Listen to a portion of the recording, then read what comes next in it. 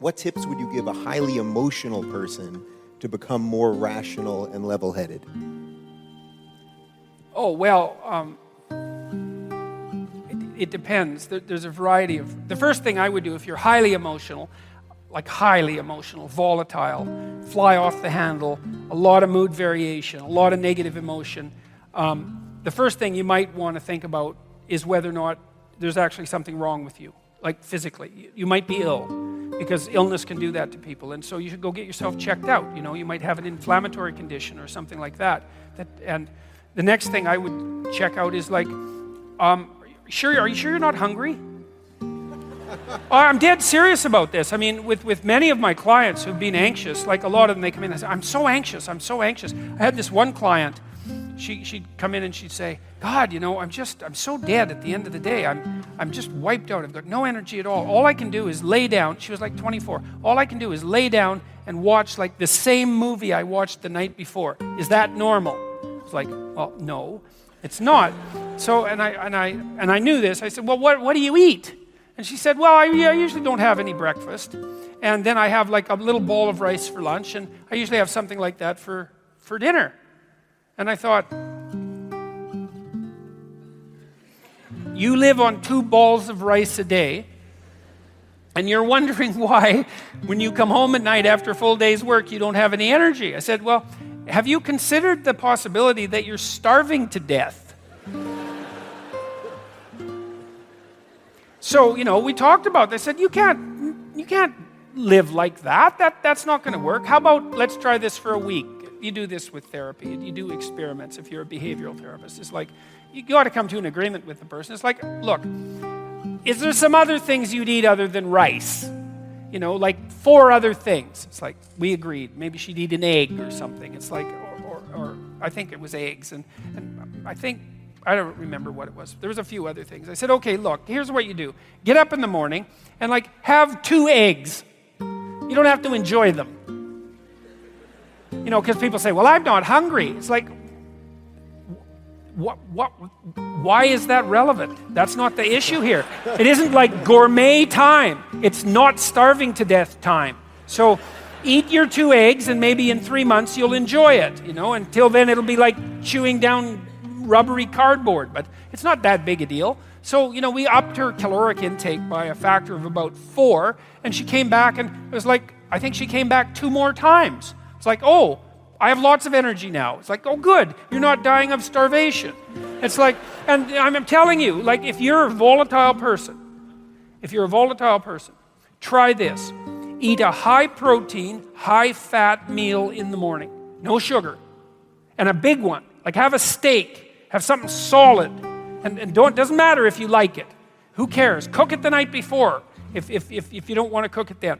Just try it for a week and see what happens. My suspicions, I've had half my clients, I would say, have dropped their volatility levels 50% by eating a high-fat, high-protein breakfast. And then also notice that if you are crabby, you know, and volatile and touchy and you can't get along with anyone, go eat something. Like have 2 teaspoons of peanut butter and wait 10 minutes and see if you're still a witch.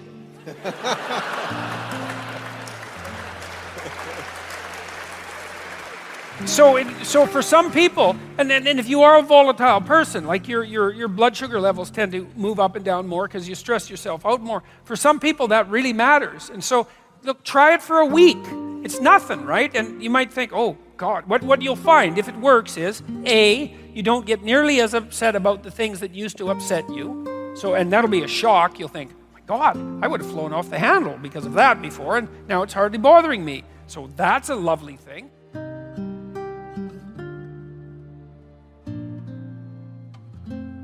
And then the second thing is, if something bothers you, you'll recover way faster. And so that's a good start. And so try that. That's no harm. It's not going to hurt you. Try getting up at the same time every day.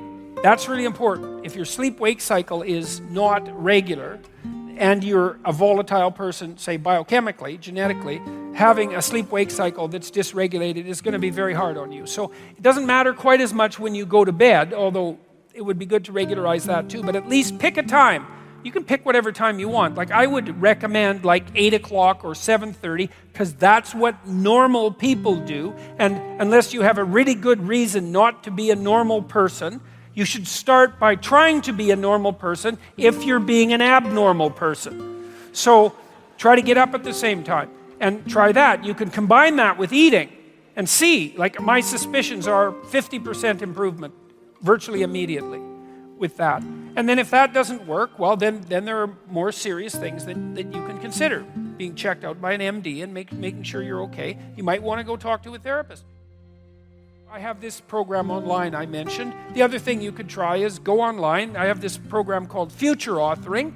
You could do the past authoring program and bring yourself up to date, but Future Authoring is a program that helps you make a plan for your life. You know, and what do you want from your friends, your family, your career, your education? How are you going to take care of yourself mentally and physically? Where would you like to be in 3 to 5 years?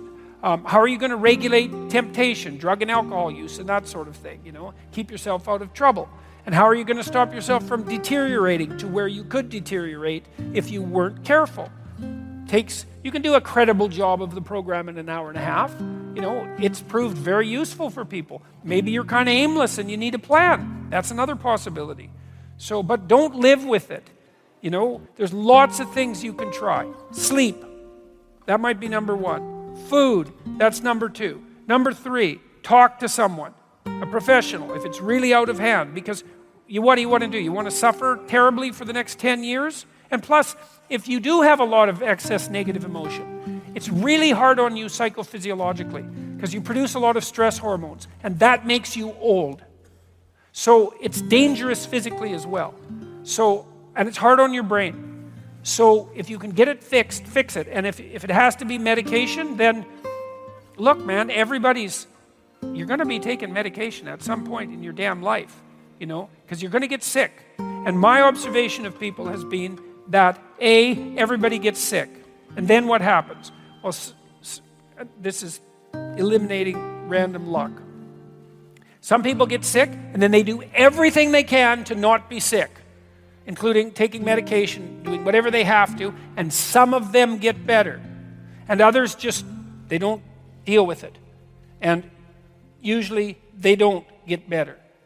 So you swallow your pride and you think, oh yeah, I should be able to handle my problems myself. It's like, yeah, well, maybe you should. But maybe, you know, if you're really depressed and you don't take an SSRI, then one day you jump off a building, and that's pretty much the end of you helping yourself. And so, you know, you can take the drug, hopefully it'll help you out. You can get your life back in order if you're fortunate. Then you can go off it. You can taper off it. They're relatively harmless. Weight gain's a problem. Some suppression of sexual function, that's a problem. You know, so they're not without risk, but neither is anything else. So those are relatively straightforward things that you can do that have a high probability of working.